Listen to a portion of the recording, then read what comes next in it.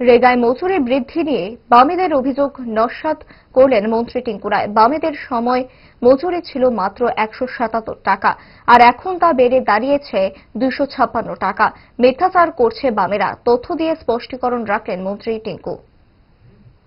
2005-এ act pass হয়েছে, 2006 শুরু হয়েছে। 60 টাকা ছিল এই রেগার মজুরি। কমিউনিস্ট যখন চলে যায় 17-18 সালে 177 টাকা রেগার মজুরি ছিল আমাদের রাজ্যে। বর্তমান সময় 256 টাকা রেগার মজুরি আমাদের রাজ্যে রয়েছে, 256 টাকা পায়। এটা আমরা করি না, এটা কেন্দ্র সরকার সময় সময় মজুরি রিভাইজ করে এবং সেই অনুযায়ী 256 টাকা বর্তমান সময় পায়। এটা নিয়ে ওরা চিৎকার করে যে মজুরি বাড়লো কোথায়। মাত্র 177 টাকা ছিল কমিউনিস্টের রাজ থেকে 8 বছর পিছনে যদি চলে যান তাহলে 177 টাকা ছিল। আজকের দিনে সেটা দাঁড়িয়ে 256 টাকা হয়েছে।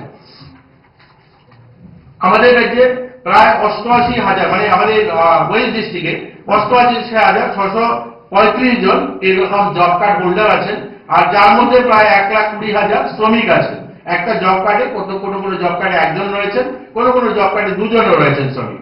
তো সেইভাবে যদি দেখি আমাদের গোটা রাজ্যে প্রায় 6,56,140 জন জব কার্ড হোল্ডার আছেন এবং তাতে করে প্রায় টোটাল ওয়ার্কার আছেন 10,20,000।